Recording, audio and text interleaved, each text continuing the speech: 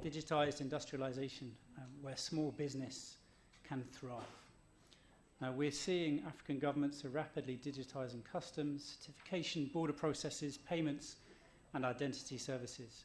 Yet beneath these front-end systems lies a more fundamental challenge: the infrastructure layer, which is about identity, trust, interoperability, data exchange, and standards. This remains uneven, fragmented, and in many cases externally controlled. Without deliberate design, African countries risk creating digital islands, increasing cost and complexity, and deepening dependency on proprietary vendors. So DPI offers a structural solution: sovereign, open, standards-based systems that enable secure, trusted, affordable digital trade. And you'll hear this word trust a lot of times in the next hour and a half. So our central question this afternoon is Africa building the digital infrastructure that it uses? And can it own it? This aligns directly with the WTO MC14 themes of digital trade, trade facilitation, industrial transformation, and inclusive growth. So we're delighted to begin this session with a keynote speech from Mr. Kolawole Sofola, Director for Trade at the ECOWAS Commission, representing His Excellency Dr. Kalilu Silla, the Commissioner for Economic Affairs and Agriculture. If I can invite you, Mr. Kola, to come up to the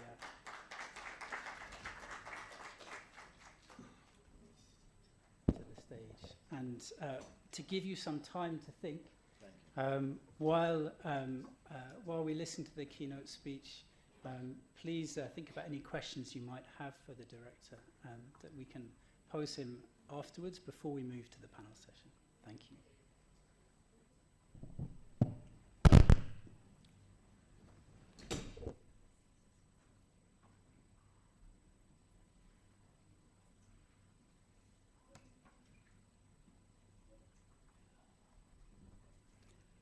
Thank you, David.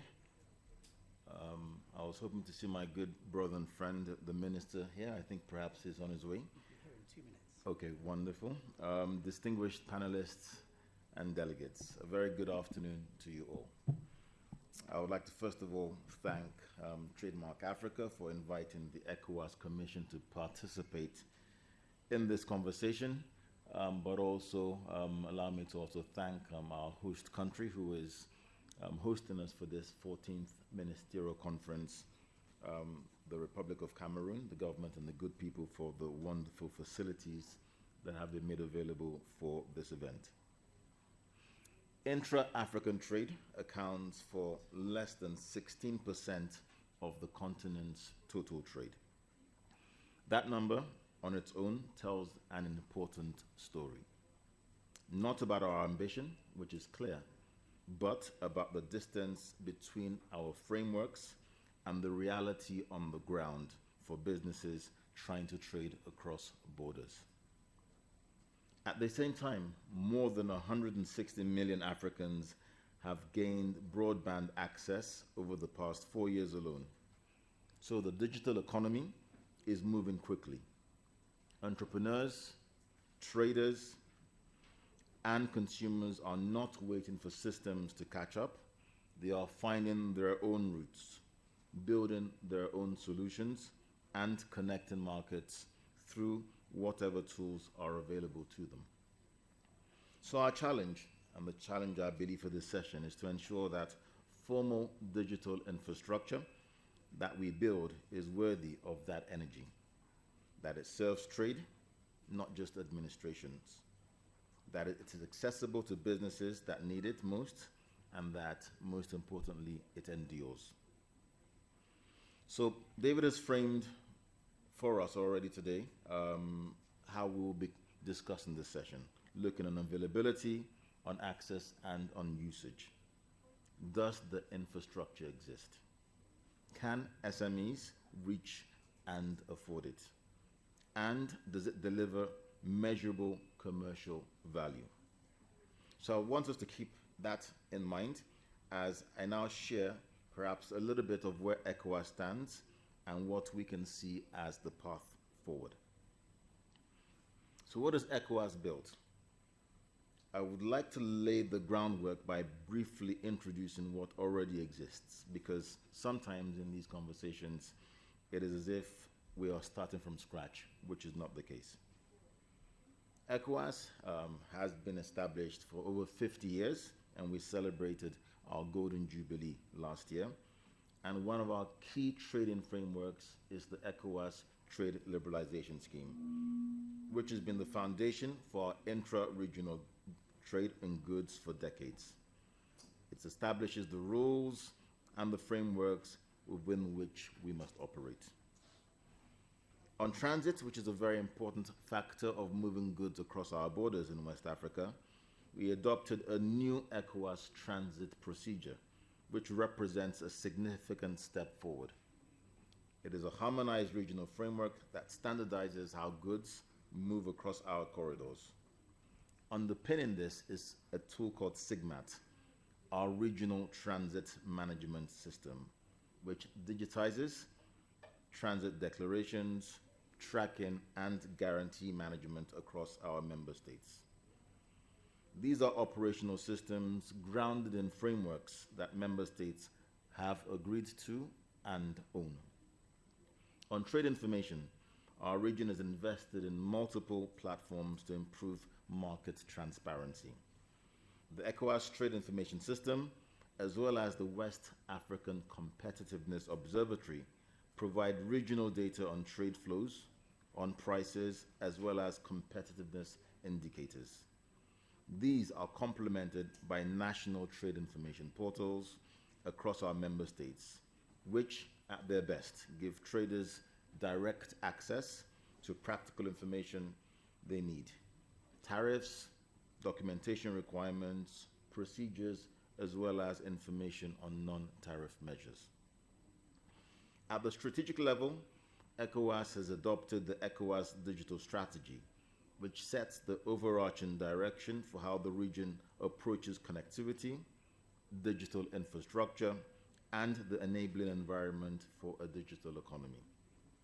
The ECOWAS e-commerce strategy builds upon this by providing a coherent regional framework for digital commerce, consumer protection, logistics, and cross-border payments. So these are not standalone policies. These are architectures within which investment decisions are made and partnerships are structured. We are also very much aligned with the African Continental Free Trade Area, where ECOWAS is a lead regional economic community. And the work happening at the continental level and the work that we are doing are designed to be complementary, and we are committed to keeping it that way. So the foundation is there. What we are now focused on is how to strengthen this digital layer that supports these frameworks, improving interoperability across platforms, reducing friction at borders, and making tools genuinely accessible to small traders. So let's move on to the question about small traders, small and medium enterprises. We all know that these represent over 80% of businesses done in many regions, including West Africa. They are agro-processors, they are small manufacturers, they are traders who have navigated complex borders for generations, often without formal digital systems and often despite them. Applying the availability, access, and usage framework, which David had mentioned, is instructive. Many of the systems that we have built are available, but few of them are genuinely accessible to small businesses in terms of cost, language, connectivity requirements, and procedural complexity. Even fewer of them are still being used in the ways that they translate into measurable commercial value for businesses. There is evidence that when we get it right, the impact is real. Digital inspection systems, for example, in Rwanda, reduced meat product interceptions significantly. These are not just marginal improvements that have occurred. These are transformative for the businesses that have been involved. So the lesson here is that inclusion needs to be a design principle.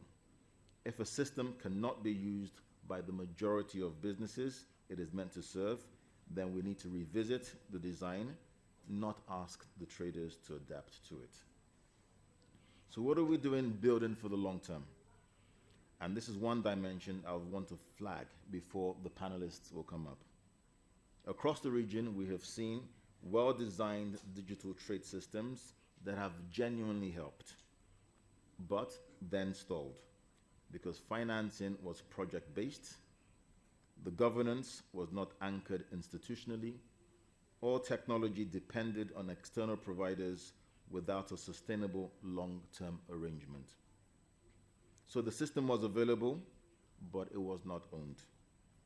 So moving from pilots to platforms requires a different kind of thinking from the start. Who maintains the system in 5 years? Who will govern it in 10 years? Does the institutional ownership sit where the political accountability is? These are questions that need to be asked at the design stage and not after project closes. So this is a call for our partnerships to ensure that we structure them differently, not a critique of how partnerships have been developed and that we own them today. ECOWAS values greatly our collaboration that we have with partners including Trademark Africa and the African Development Bank, amongst others, as well as the wider community represented in this room. The ambition is to structure those partnerships in a way that builds lasting institutional capacity and long-term ownership.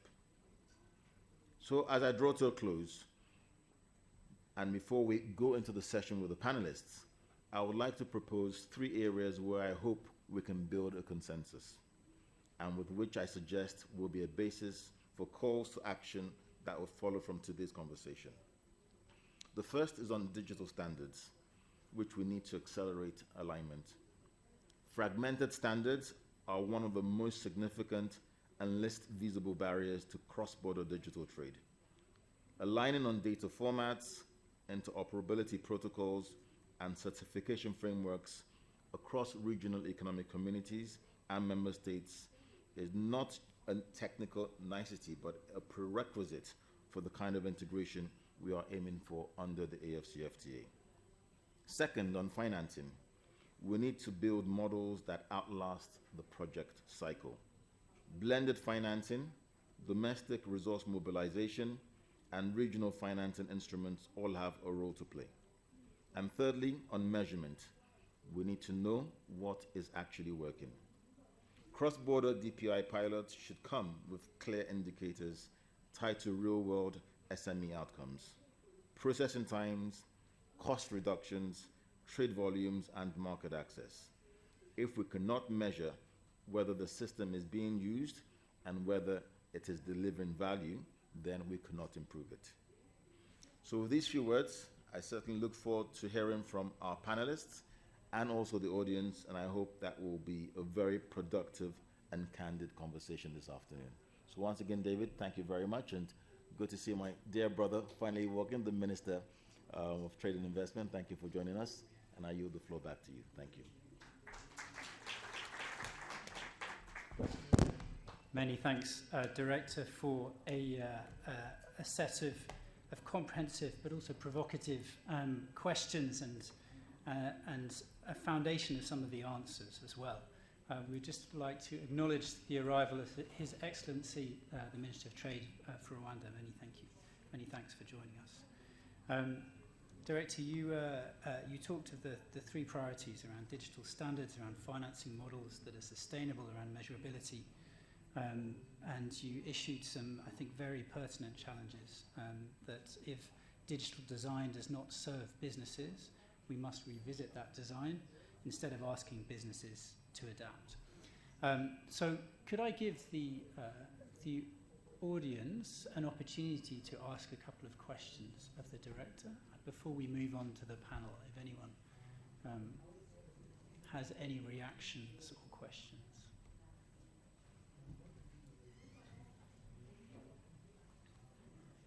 Yes, please.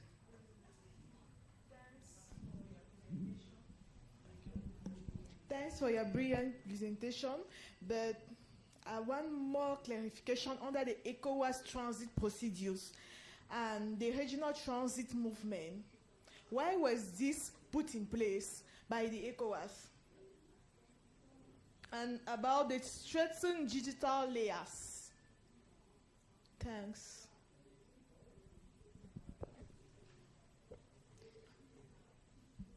Can we invite another one or two to group them? Yes, please, on the left there.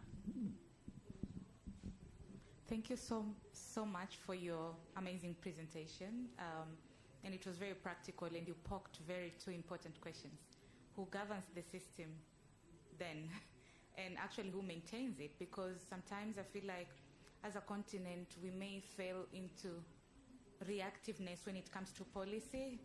And I think those two questions then forms the basic foundation. But then central to my comment is inclusivity and the digital inclusion even for SME and women traders.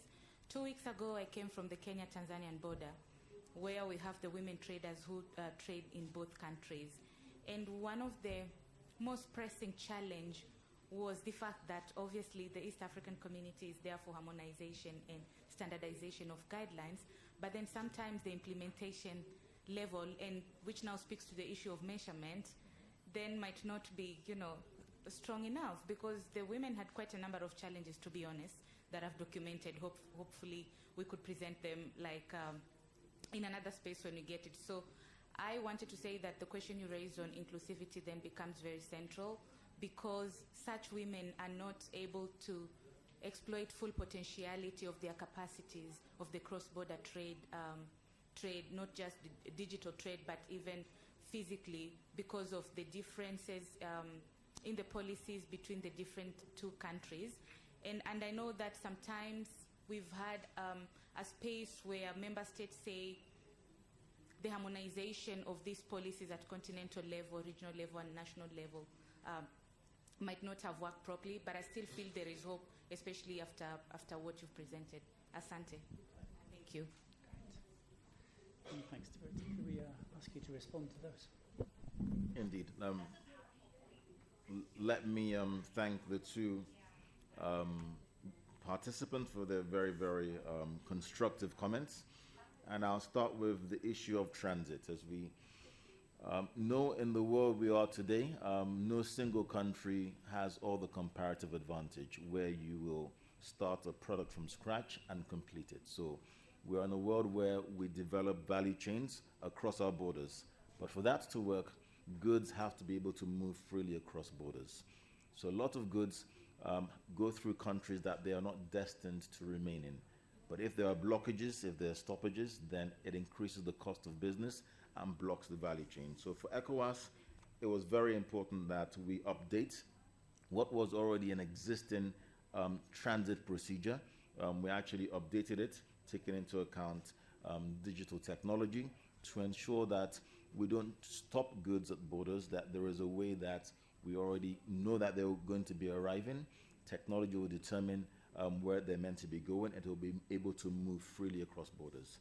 In addition to that, also the issue of the guarantee, because the challenge at times is that countries feel that products which are meant to be in transit may actually end up remaining within the country. So there is a guarantee mechanism to try and allay some of those fears. So for us, transit is a very important element of our trade facilitation measures.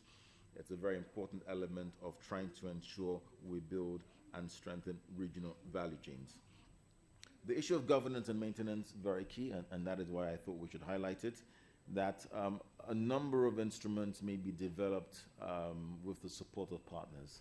But at the end of the day, they need to be owned by the beneficiaries, by the countries, by the regions, by the people.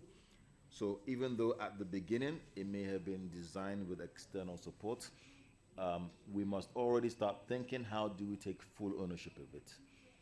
For example, one of the greatest currencies nowadays is data, which means that servers where information is stored needs to be on our own soil. So how can we work towards that to build that capacity and maintain and ensure that all the information and all these tools that have been developed remain with us?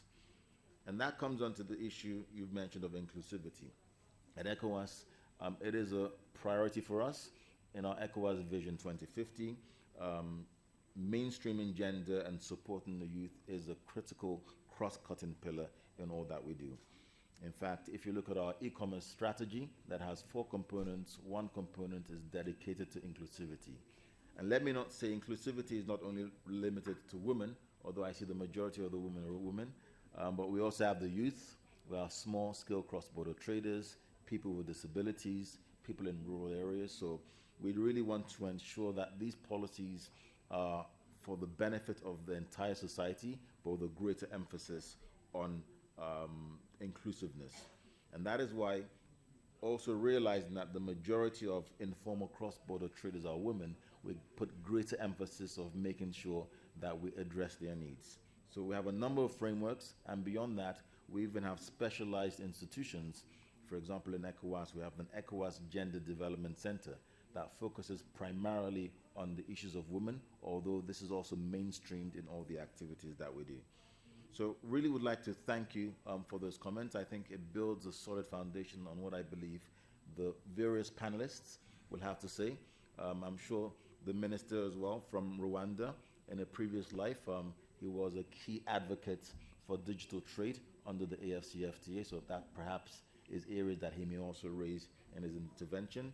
And I can also see other panelists that I know, traders, entrepreneurs, think tanks, who have also worked in this field. So I believe this sets a good platform for the conversation that you'll be having. Thank you, David. Many thanks, Director. We're very grateful for your comments. We'll let you go. Okay, thank you very much, and invite the panelists to come. Thank you. I'll still follow. So, with that challenging and stimulating set of remarks, I would like now to move to the panel session. Firstly, if we could invite His Excellency Honourable Prudence Sebahizi, Minister for Trade and Industry for Rwanda.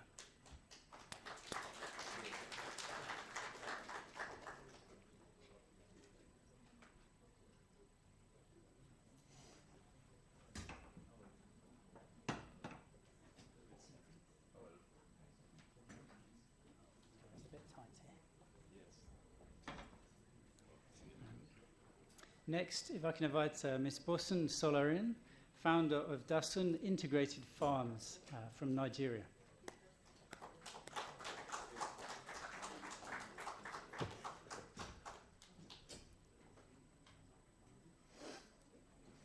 It's a slightly difficult stage for everybody to sit down on. And then Mr. Ziad Hamoui, President of the Borderless Alliance.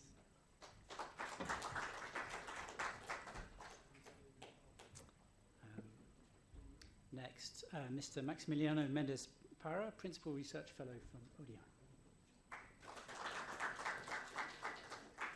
And finally, but not least, Mr. Eric Serali, Director for Digital Trade Systems in Trademark Africa. Now, we've heard from the Director for Trade at ECOWAS that across Africa, digitalization is accelerating, that good foundations are being built, but a lot more still needs to be done to serve, in particular, the private sector. That covers customs to certification, payments to identity systems. But beneath this rapid progress lies a defining question for the continent's economic future. Who will drive the digital rails that Africa's trade will run on?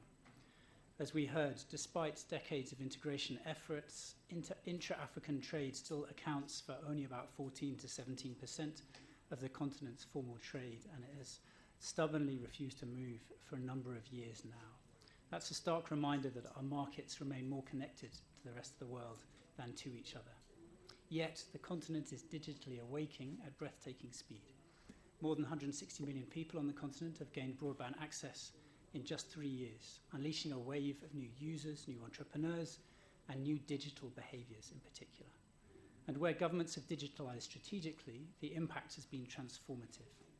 We've seen digitalisation of sanitary and phytosanitary systems that has transformed livestock trade. We've seen digital public infrastructure that reduces friction that lowers cost and enhances competitiveness across a whole range of countries.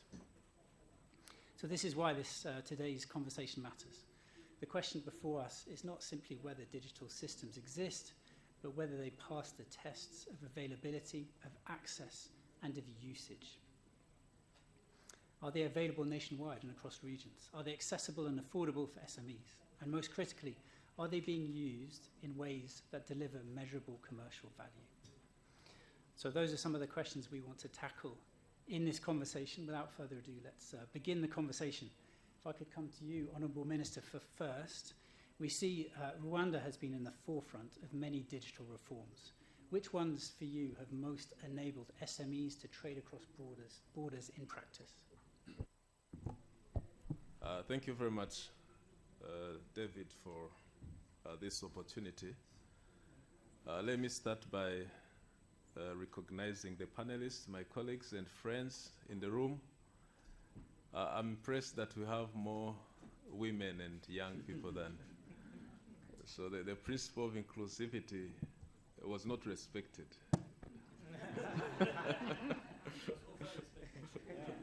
Because when they defined inclusivity, I did not hear myself. So I should also be included. David, before I tell you a number of reforms that Rwanda is implementing in this area of digital trade, I would like to emphasize that all the reforms that Rwanda has embarked on aimed at supporting small and medium enterprises, because we believe that SMEs are at the center of Africa's economy. They occupy more than 90% of our businesses.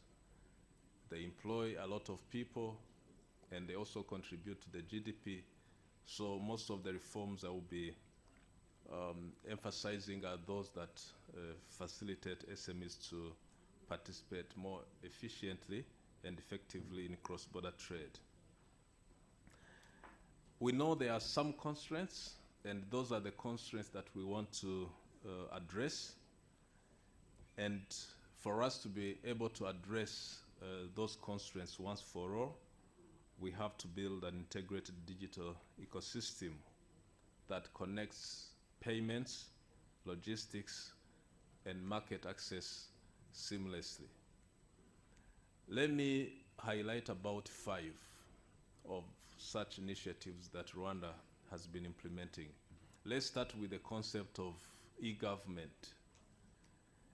Rwanda is implementing or has rolled out e-government services through a platform called Irembo. Irembo is a Kinyarwanda word, which means gateway. It's like a gateway to all government services through one platform.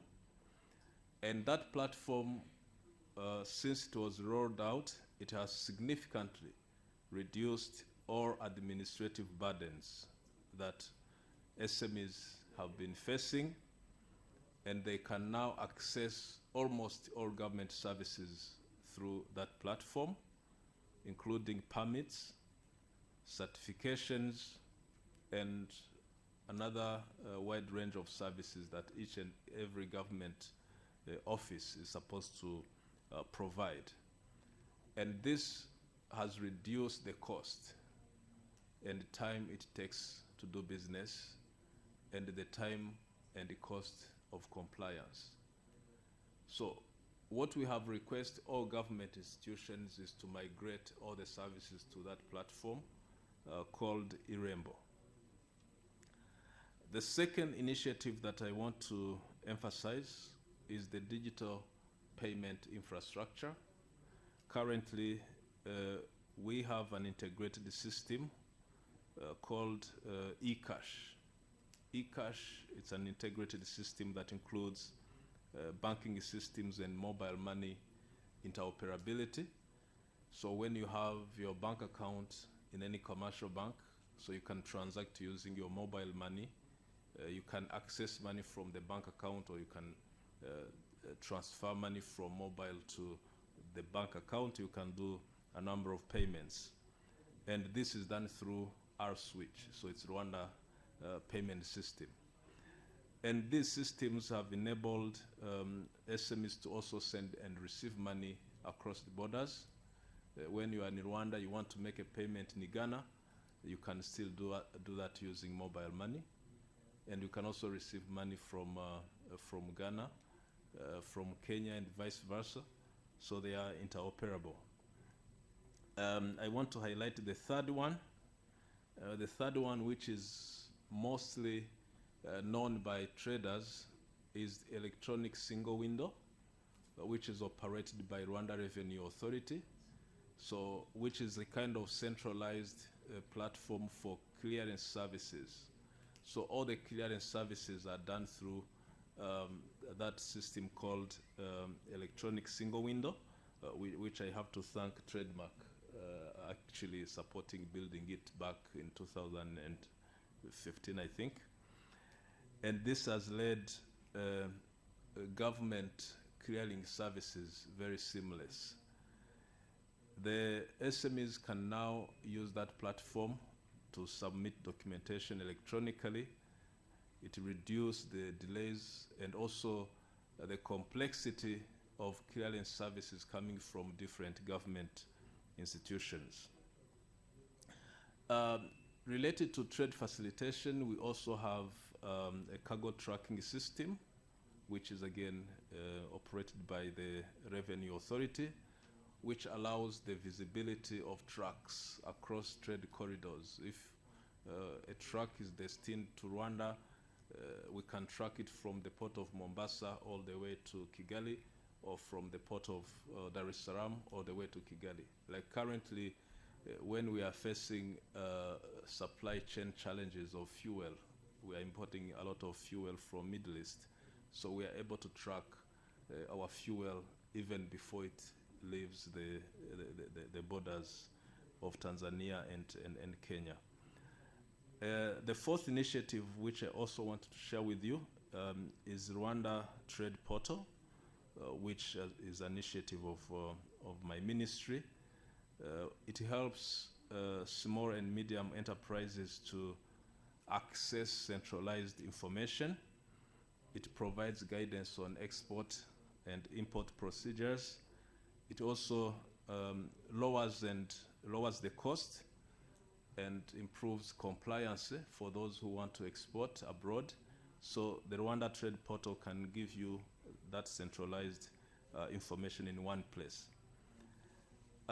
Last but not least is the Digital Business Identification and Trust Seals, which is an initiative of government, the Ministry of ICT, working with the Rwanda Private Sector Chamber of ICT. And this system helps SMEs to build trust and visibility online, which is essential factor for participating in digital and cross-border markets. So these are some of the practical examples that I want to share with you. And to capture all of these and make sure that everyone understands how they work, we have established digital ambassador programs that play a key role in building the digital literacy at the community level, equipping SMEs with the skills and to adopt digital tools for business operation and e-commerce and cross-border trade. So it's like that's how we have tried to assist SMEs in all ways, those doing cross-border trade and those doing national operations. Thank you.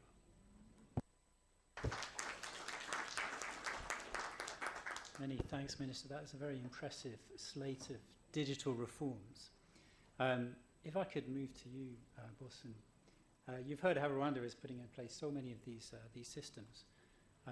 From a business perspective, from where you've come from, you've built a successful business. Where has digital infrastructure truly changed how you trade? And what reforms have been useful and what maybe haven't been useful as well? A beautiful afternoon to everyone here. I want to thank Trademark for bringing me in here. I'm amongst my people, my gender. So we all feel the same thing. So feel my vibes as I talk. And I want to thank ECOWAS. I want to thank FEWASI. I'm a member of the Lagos Chamber of Commerce and Industry. I want to thank the EU for bringing us closer to power. Because before they do everything, the SMEs are never involved, mostly never involved. But for these organizations I have mentioned, you see, they now bring us closer because they know. Like the director said, when you build these systems and policies, they will be implemented or put, yes, by human beings, which are the SMEs. And then they bring them out and we don't understand them. So how do we work with it? Now coming back to what was said, the earlier session in the morning before now, in fact, dwelt into digital businesses very well. And it was then I even got to understand some things, because when they talk about that one, you just find out that majorly they're talking about those who are in digital trade, those who do those services. And then for us in Nigeria, we have so many of them that are so techy, and that's why when you keep hearing the likes of Flutterwave, Paystack, and Co., there are many in Nigeria. But how about those of us who are into production? Do we even understand what they're saying? And then let me come from there. I produce this. If you don't see it from me here, if I put it on one digital thing that they're asking us to use, how many of us will go there to go and buy it? So the system is perfect. I mean, the policy is perfect. The whatever have surrounded the talk is perfect, and that's what will deliver small businesses. But honestly, if we put the cart before the horse, is that what they say, or the horse before the cat, whichever one you put first, the cat before the horse, it will not achieve its purpose. Now, Trademark and other donor agencies have been involved in, digital literacy and co, and we keep going from one capacity building to another. And I tell people, they have so built my own capacity that they want the house to collapse on my head. Hey. Because when you keep building on a house, what happens? It will collapse. Because there's no implementation. We're just over-laboring the foundation. And I'm sure a lot of you feel my vibes here. So, for me, trust is paramount when we're talking about digital trade. I've talked to quite a few people since I came in here. In fact, right on the aircraft yesterday, a man from South Africa, we were just talking, and he says, "What do you do?" And I just talked about it, and he said, "Oh, do you mind if I represent you in South Africa?" Because he has seen me, we have spoken. He now wants to maybe have about, let's say, 20 or 30% trust because we have spoken. We cannot complete the remaining virtually or digitally, whatever the language they are telling us to adopt. And so, for all that, if we don't do, and then you also see the question of, building on trust is to say, especially when you hear some countries, if you hear that somebody is from so place and say, be careful, oh. You can be scammed, oh. And so how do we trade with such things? And so for me, I want to advocate that if we can go ahead, building from B to B, my B to B will be different, B to C, let me leave B to C, B to G, as to bring this chamber and this chamber. As much as capacity building is necessary, let's divide that money into two. Let's do some physical, let's do some training. The training is becoming too much. Honestly, I have 47 certificates in ITC SME Trade Academy. And I am reading, so that's why I said, let the house not collapse on my head. And more are coming out every day that I have to, which day I just took AI course on ITC SME Trade Academy. Men are not killing me. So the truth is that, can we maybe this chamber and this chamber, let's say, Cameroon and Rwanda chamber, and then let's be 5-5 from each side that will facilitate. And then when they come together, it won't stop there, because usually when they come together, people take what they have taken and they bury it inside them. We have to follow up with M&E. If you go for this if we facilitate you to go for this, what are you bringing on board? Are you going to bring 5 other or 10 other results? So doing that one, we keep cascading so many of these things. But because we just do some of these things and then it doesn't leave other places. So now let me now delve seriously into what we're saying about. I've talked about trust. Language is key. I came here today. I was glad because when I went with Trademark last year to Abidjan, when they were talking about the corridor, the Abidjan-Lagos corridor, I didn't understand jack of what they were saying there. So I came back and I went to enroll at Alliance Française in Lagos to go and learn French. And so today I could say, all I just said, I said, je parle English, Anglais, but MPU Français. So I keep saying that one, and it has really developed my. How do you trade with somebody, even digitally now? You're going to have to communicate, and I don't understand jack in what you say. So these are some of the things we have to put in place. Inclusivity, I have said, we can do more. You formulate policies. I have issues to implement that policy. You may not understand the pains there totally. And then you want us to implement it. Will it work? But if we are on the table where you are deciding that thing, and then we can tell you, oh, if you take it this way, it won't work. Can we tilt it this way? So that's why government at all levels, you need to include the players, not just the big ones. And I also say, much as we will even bring the head of their organizations, maybe you have clusters and co, how much of those things do they cascade to people? So that's why we must take M&E very seriously. If we facilitate you for a training or for whatever, what are you bringing on board? How many people are you cascading it to? Then, technical infrastructure, I will say, for me, I have a website for my business.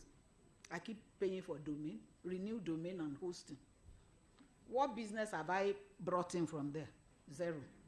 The only one that has worked is when I see people like this and they buy and they do repeat sales and they give referrals, and then I say, okay, can we work together? You be my partner, and then we are talking. That has worked more than all this digital. But it is necessary because that's where the world is going to. And thank God for WhatsApp, for TikTok, for Instagram, where people are making some. But those ones majorly are B2C. The issue of trust, the big companies don't have issues with trust. Because even if they just put it online, okay, let a Dangote put sugar online now. Who is going to query trust? But for me, if I put booster, who knows me? Nobody. So for us to want to help SMEs, we have to do more than this digital thing.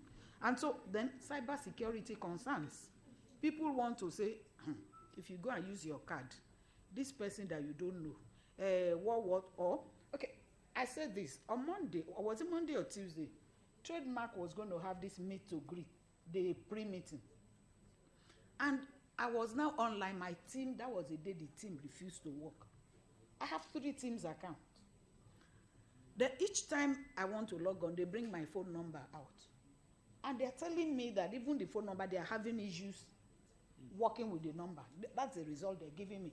Yet, I want to use my email, they refuse. I want to use my Live account, Microsoft Live account, they refuse. I couldn't.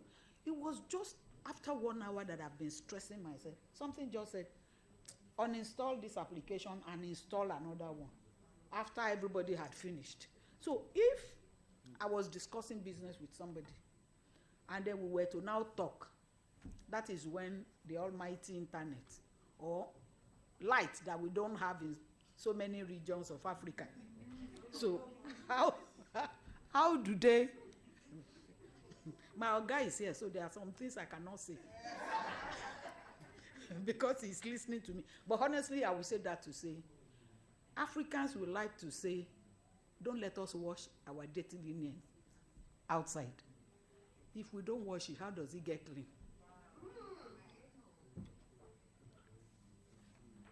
Because it will hold people accountable. But nobody wants anybody to say what.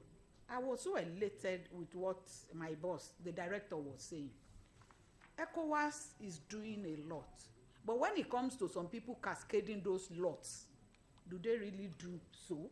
Do people feel the impact?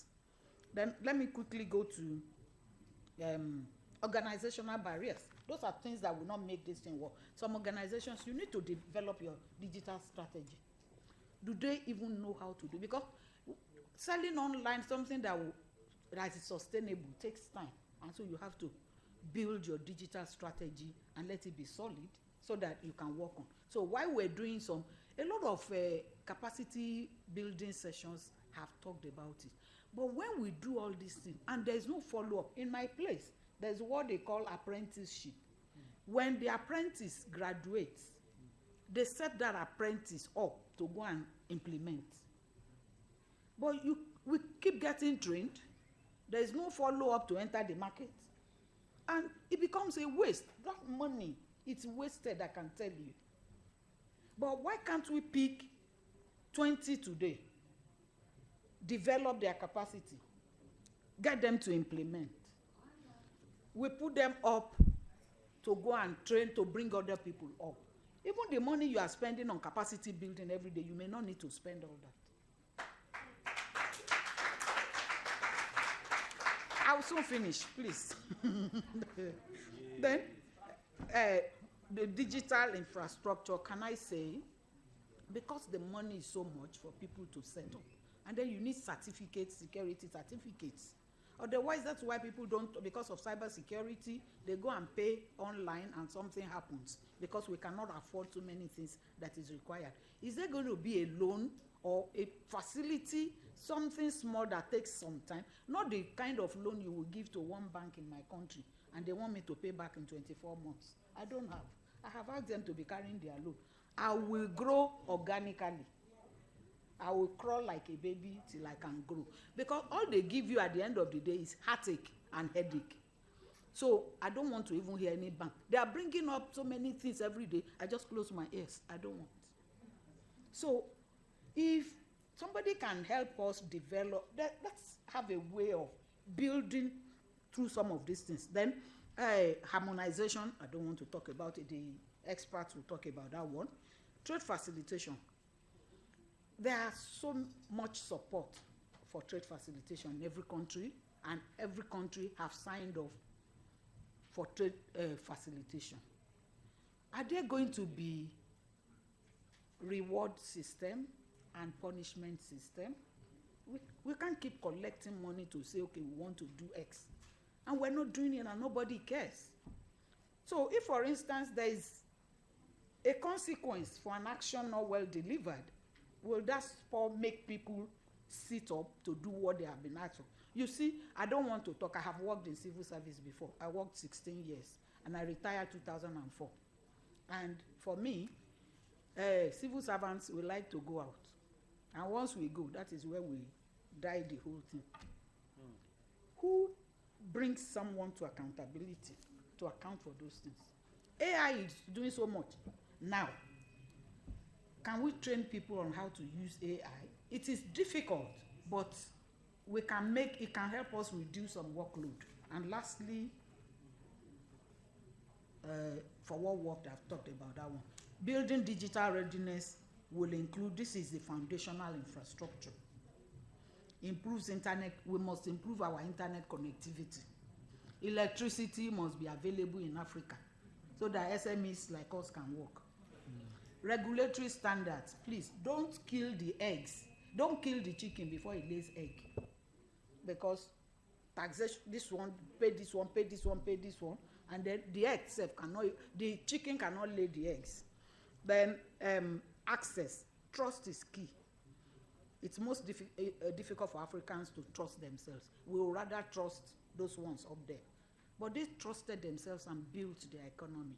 Let us begin to have, in fact, your sibling, your child will mess up. When you are going to trust, start small, small, not with billions of naira, so that we can begin to build Africa. Otherwise, even when we build all the digital public infrastructure and everything, it will just be another non-tariff barrier. Thank you so much. Awesome, thank you. You covered a lot of ground, but I think one important thing that you emphasized was that it's about trust. So, Ziad, is the house going to collapse? Trust is the hardest currency in digital trade. How do we build it? Well, first of all, let me say you need to pray a lot. But that alone cannot make a house solid. You need to start with solid foundations. Let me first thank Trademark Africa for the opportunity to contribute today, and also for my brother Kola for the excellent contributions. We were together earlier in March in Abidjan, and we had some very thoughtful engagements with regard to the future of trade facilitation in West Africa. And I guess from my perspective as Borderless Alliance, trust amounts to building the foundations on three main elements: people, systems, and technology. And with regard to people, building trust among people, that would be one of the core focuses of the advocacy of Borderless Alliance since it was inaugurated in 2011. Because the main purpose of having this kind of platform is to create a space where policymakers and policy takers, representing government agencies and economic operators and others, will come together to discuss matters of mutual concern and highlight the challenges of regional trade and transportation in order to come together with solutions and to push together towards the implementation of these solutions to the benefit of all the stakeholders together. And sometimes it's not only to create this trust between the policymakers and takers, it's within. Let's take, for example, issues like border agency corporations. That is from within the public sector. So you need to have this kind of trust within the agencies in order to make sure that you implement the rules and the regulations on a regional level, at national, on the national level. And sometimes within private sector, my sister spoke a lot, but private sector is not one. There are different groups, different interests, different priorities. And so to build the trust of the representatives within the traders and economic operators involves a lot of significant conversations among ourselves in order to agree what are the priorities as private sector, what to push forward and what to move on. And that is how you build the trust between the people who are using the system or who are implementing the regulations. So that would be one aspect of trade. And the second aspect would be the systems. Obviously, in order to buy into a technologically driven system, you will have to trust in the reliability of the information transmitted, in the authenticity of the information, in the fact that the usage would be reliable, not that someone would be afraid of scamming or spamming or misuse of the information and theft of intellectual property, or the actual forgery of some of the documentation, which results in lots of illegal and fraudulent acts. That's not what Borderless Alliance is about. Borderless is not akin to lawless. It's actually about creating systems that would allow us to enhance compliance and facilitation without compromising on security or on development. And so, to this effect, one of the initiatives that Borderless Alliance has been involved in since 2014 was the rollout of a complaint mechanism to identify non-tariff barriers along the corridors of where we have been operating that system since 2014 in Ghana, in collaboration with Ghana Shippers Authority, and in Burkina Faso in collaboration with the Burkina Shippers Council, so that we have focal points. And it's basically a system that creates an online platform that is attached to a hotline to address issues in real time by focal points, and then to resolve these issues and get back to the authorities and also to the traders. So over time, this system has helped convert individual complaints from traders into structured information that can provide policy insights. And I remember earlier my brother was talking about integrating all of the various complaint and digital initiatives. And I remember that this was the conversation in ECOWAS, and we load them.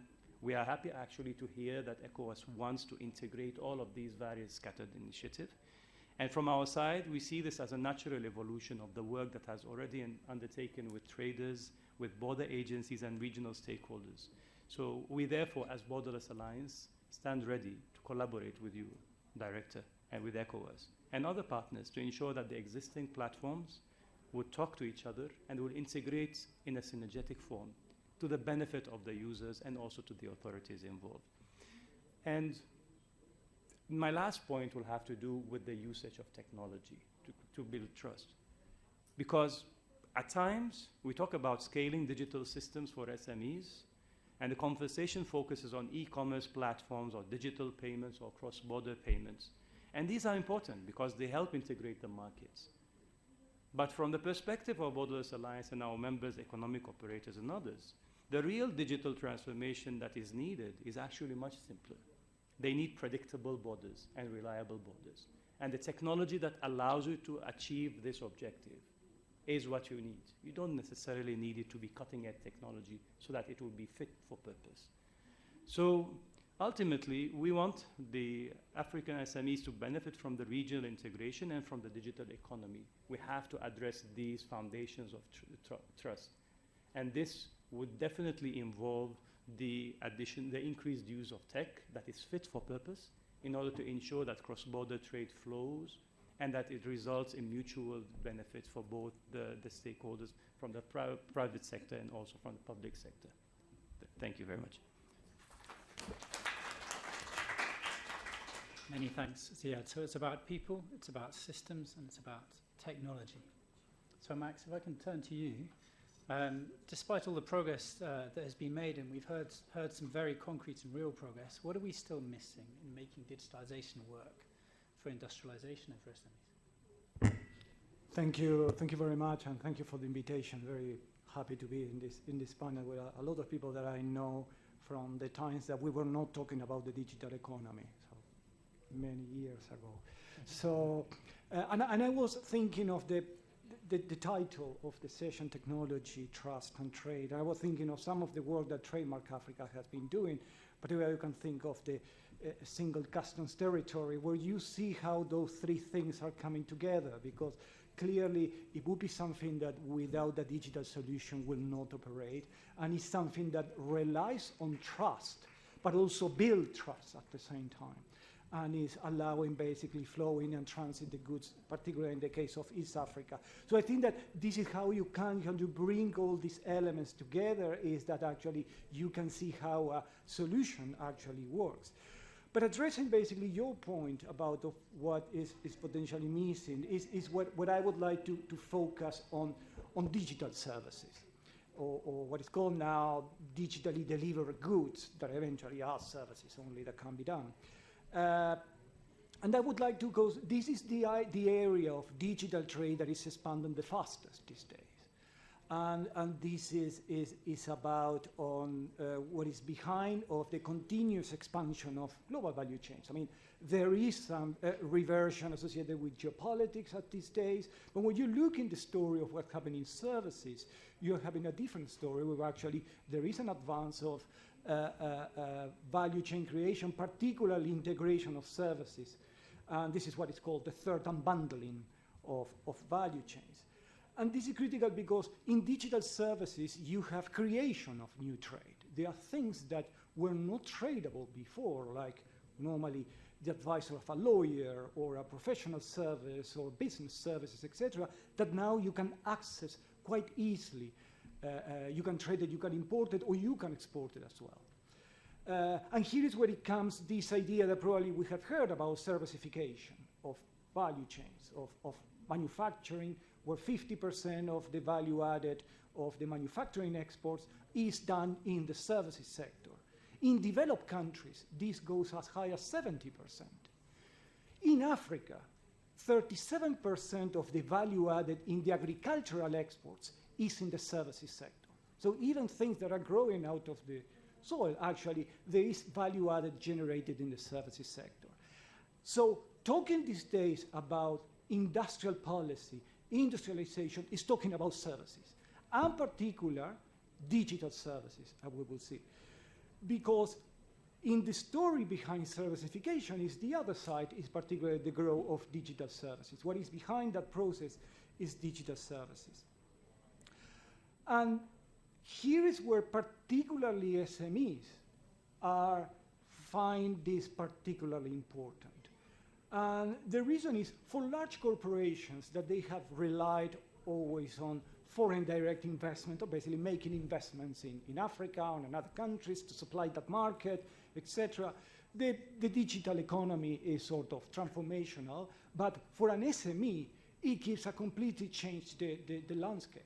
It means that an accounting firm, a professional services firm, a fintech, etc., can start exporting services, something that probably wouldn't have been possible before. So the digital economy is contributing to the transformation, not only is assisting to transform the sectors, some of those sectors that Africa wants to develop, like manufacturing. They are also contributing to developing new sectors to create jobs and diversify the economy. And this is where, particularly for the SME, is critical. And it's also very important as an SME, actually, as a user of inputs and services.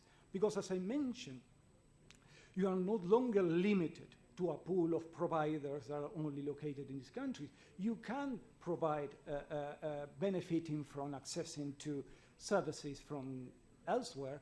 Many of them are provided these days for people located otherwise. So I think that this is where clearly we are seeing that services, digital services, is what is allowing this, driving these days productivity growth in most of the companies, not only in Africa, but across the world. So clearly now talking specifically on the infrastructure, and I would like to sort of steal some of the conclusions of a previous panel that I was before, actually, and this is much in relation to the infrastructure, the digital public infrastructure. So clearly, what are potentially the things that need to be done? I mean, I'm talking about what we're missing, well, what we shouldn't miss to facilitate this process. And clearly, there was discussions about regulatory fragmentation. There was the need of having some harmonization across particularly African countries to basically understand when is that certain activities are going to constitute platform type of activities and what will be other type of activities. Standards, digital standards that Kola referred in his keynote speak, I think is critical. I mean, getting African companies certified for ISO 27000, that is the standards in relation to data management and intellectual property rights management, is critical because you cannot be applying multiple standards if you're planning to basically trade with the whole world. You need to eventually converge into an international standard that is the ISO 27000. And this is basically the minimum you can achieve. And this means that there is a need of actually working along those sides. Digital skills, it was something that it was mentioned, and I think that it cannot be understated. Clearly, payments, digital payments, is one of the things, and I was surprised in the previous panel that it wasn't mentioned that much, the Pan-African payment systems, but it was also other alternative systems, and for example, the need of, for example, providing passporting for fintech. So fintechs that are operating in one country that are sort of allowed that they could eventually passporting and operating to another African country in particular. So these are things that will facilitate that. And this is, again, is critical for SMEs. I mean, the first thing that an SME will want to do is being paid. The second, be able to pay to their inputs. And the other thing that is also talking about trust and critical for SMEs, and the point about basically that nobody will know the manufacturer. I mean, our colleague Boson here, it's critical here the idea of digital identities. Assuring the interoperability of identity systems across Africa is critical to basically facilitate and contribute to this process. All these, I mean, we particularly in ODI have been working in Nigeria and in Ghana in supporting basically these aspects associated with digital payments and identities, and these appear to be critical as enablers of the revolution of the digital economy applied to manufacturing, applied to SMEs, and applied to the economic transformation in general. Thank you. Many thanks, Max. If I can change up and ask a slightly different question, and Eric, is Africa building digital infrastructure that it uses or digital infrastructure that it owns? Which should it be as well? I think that's quite an interesting question. And I was almost tempted to flip it and ask, what are we doing with the infrastructure that we already have? Some of the things that I can mention, and I think the Honorable Minister and colleagues on the panel have talked about the foundational infrastructure for trade. There are just two. It's power and connectivity. And I think that's as basic as it can get. Statistics for 2024-2025, Africa has about 1 to 1.5% of the global data centers. So I'll repeat it again. Africa has about 1 to 1.5% of the global data centers. So if you allow that to sink for a moment, you realize that about 98% of the capacity sits elsewhere. It doesn't sit here in the continent. But the most interesting bit is we all have WhatsApp in our phones, if I may ask. And I'm sure we all have other platforms that we use, Microsoft and many more. What are we doing with this capacity that we have at hand? I think that's a question that I kept thinking about it. Have we maxed the capability of these tools that we already can access? I know as of late 2025, there were attempts for building AI data centers in Africa, and I think the target is, I think there's one big investor who runs liquid telecom in different countries in the continent, targets to set up 5 in the continent. I haven't checked my statistics, but I'm not aware of a full AI-powered data center in the continent. And that means there's still a lot of work to be done. So, of course, the question, Dave, does not have a simple answer. And I think investment is one that requires partnership and will continue to require partnership for the continent to move ahead. The gap in terms of data center capacity, to be specific, is about 10 to 20 billion in the short term for the continent. So that level of investment is required. Do we have that investment in the continent? Can we be able to leverage that investment with resources that are available in the continent, or do we need to find ways to make it possible? And one of the most feasible way is to have shared infrastructure. We have many working arrangements in the continent. We have the RECs, we have COMESA, ECOWAS, SADC, and of course AU and the AFCFTA. And there are mechanisms for us to co-invest in critical infrastructure.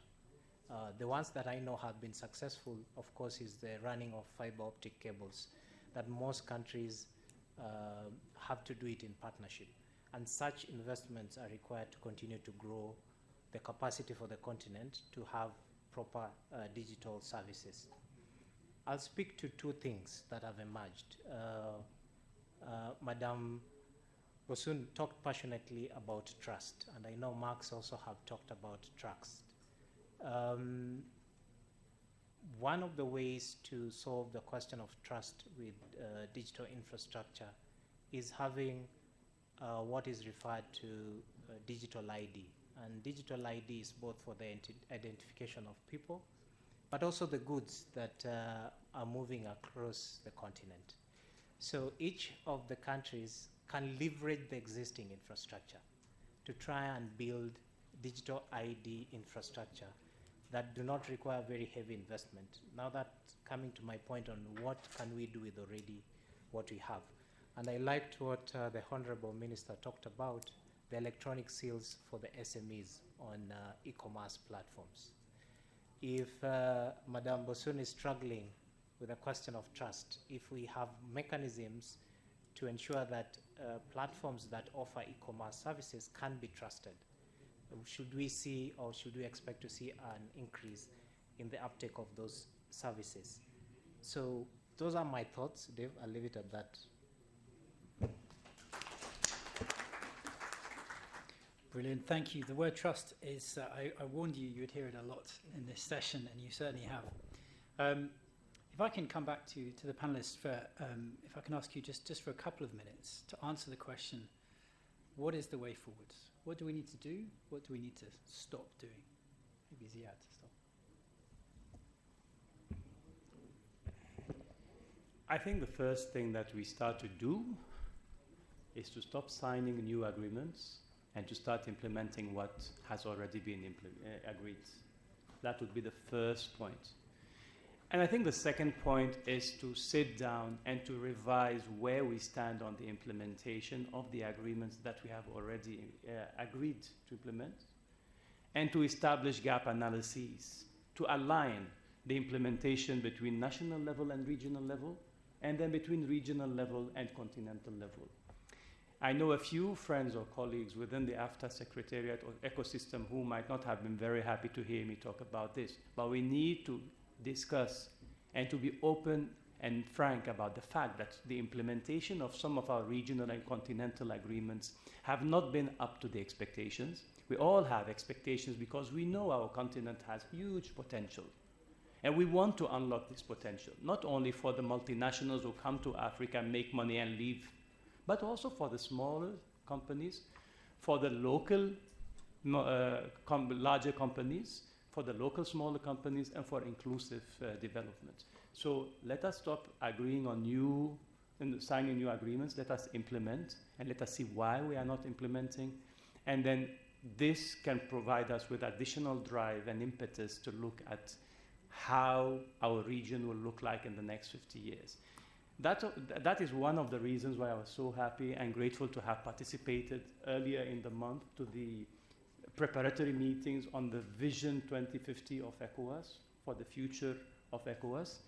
It is time that we sit down and we say that we all want things to move. There are reasons why they are not moving, and that we as representatives from private sector are not a barrier. We are actually part of the solution. We need to be part of the policy conversation in order to agree on our priorities together, so that once you have the buy-in from the people who are supposed to be the policy users, then they will support you in the implementation. And that is where you will come and ask the question about how to balance facilitation with compliance without compromising on security or development. I like to come back to this issue because, in my perspective, every single issue, regional, continental, local, has its roots in economic issues. If we look at ECOWAS level even, ECOWAS was built on economic premises. So we have to go back to the roots, to the economic development of our region. We have to see what to do to make sure that we work together to implement what we want to implement. So many beautiful agreements. The supplementary acts that Kola has spoken about are very promising. They are fresh. There are even lots of other stuff that he didn't have the time to explain to us about how the ISRT has been renovated, about how the guarantor system, which was malfunctioning, has been updated, and so many other things. Even ETLS is being updated, even though the implementation, my sister can open a whole encyclopedia about that, but nobody would be happy. But so there are things that can be done, and there are some things that we don't need to be done. But the important thing is to realize that as private sector representatives, as civil society representatives, we have a role to play because it's a shared responsibility, and we have the capacity and the political will and the economic interest to push together towards the mutual interest. Thank you. Brilliant, thank you. No new agreements, just implement the ones that are in place. Eric, what do we need to do? What do we need to stop doing? Yeah, two things from me, Dev. One is to encourage SMEs, Bosun and many other businesses, to continue to be aggressive to participate in the co-creation of solutions. And of course to encourage from the public sector, the Honorable Minister and government to welcome the private sector in the co-creation of this solution, especially on digital public infrastructure, to ensure that these solutions are designed for businesses, and then they have a much more longer horizon. Secondly, is my message is on, because the cost of investment in infrastructure is very high, the required cost, shared infrastructure is the way to go. And the Honorable Minister talked about cargo tracking. In East Africa, 4 or 5 countries have shared infrastructure on cargo tracking across borders. That helps bring down the cost of investment. We have, I'll use one example that is quite fascinating. One electronic cargo scanner for cargo crossing the border is about $4 to $6 million, just one. How many borders do we have in the continent, if you think about it? And one of the initiatives that we are pushing for in East Africa is to have something very basic, shared images. Can the revenue authorities trust, again, coming back to trust, the original image that was scanned by a counterpart revenue authority and be able to act on it as though they actually are the ones who scanned it. So my point is to bridge the gap for funding for digital infrastructure, we need to leverage on shared investment. Brilliant. Encourage SMEs, cooperate across borders to make shared investment valuable. Max, what's your prescription? Thank you. Well, first I would like to subscribe to the things that were said, but the previous ones, because I think they were very clever things. But I think there are 2 things that I think that are also important to highlight. The first, I think that is sort of in relation to what I discussed earlier, is the need of thinking as is more of a conceptual point of view, of basically thinking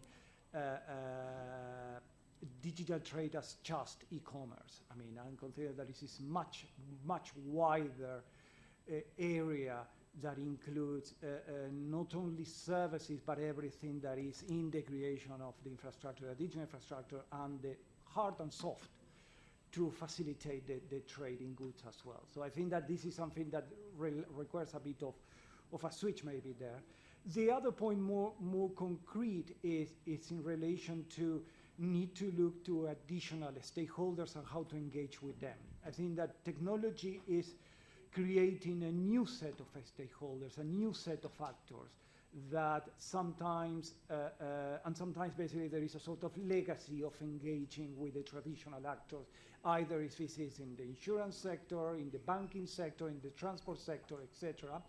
And this is where, for example, you need to start looking that there are other solutions with other companies, other people that is doing. This is, for example, relevance in the case of digital payment, for example, across the continent, where you have the Pan-African payment systems that seem to be working fine for banks, but it's not particularly fit for purpose for the new type of providers of finance, such as fintech, etc., that are requesting another type of solution. So I think that this is where probably is the need to say. So 2 things, basically thinking wider in terms of digital trade and engaging with the new actors.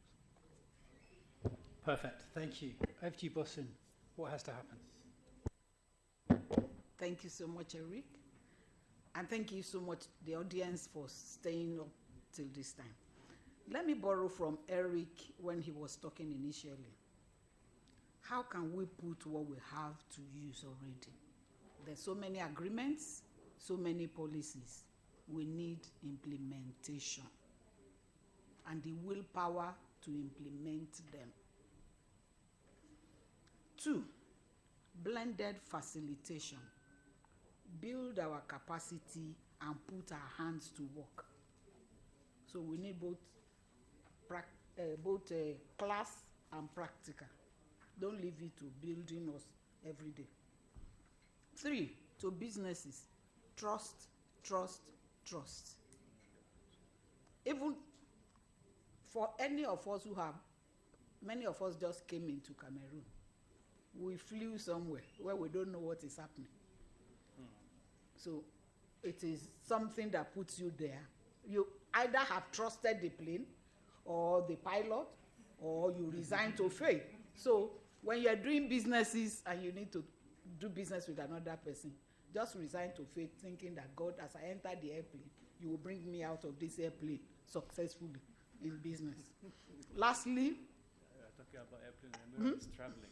Lastly, I want to say, dirty linens are washed and spread outside so that it does not stay inside and grow mold. So let our bosses of the government and co, because it is only when we say some things that are painful to us that those who sit behind the door formulating those policies can let us be. That those policies does not grow mold. Thank you so much.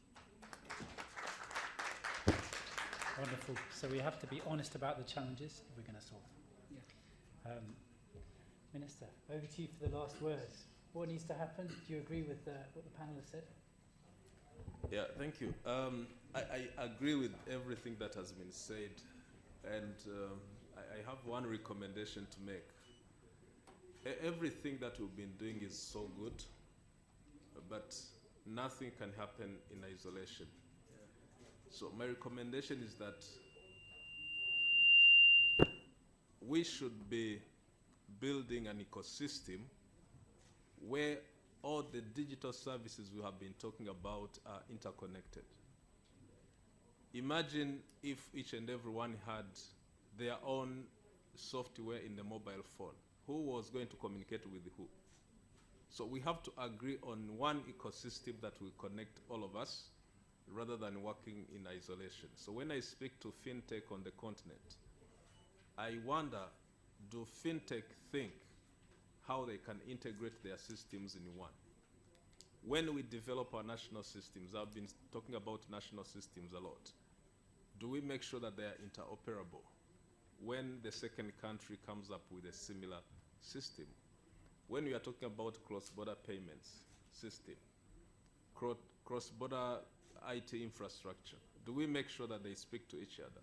So for me, I think it's high time to build an ecosystem that will connect all the dots that we've been talking about in this digital era, because we cannot work in isolation.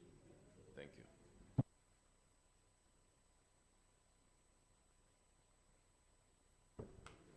So with many thanks to the panel, I think we've reached the end of our time.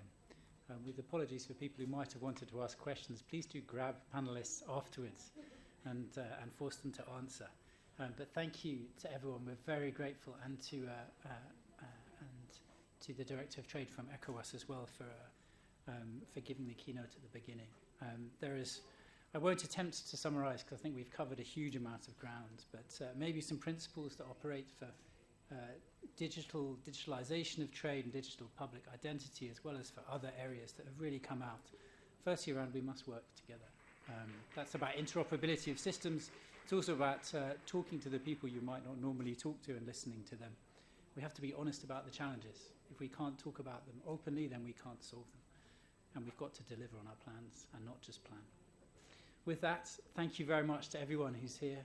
We hope you've had a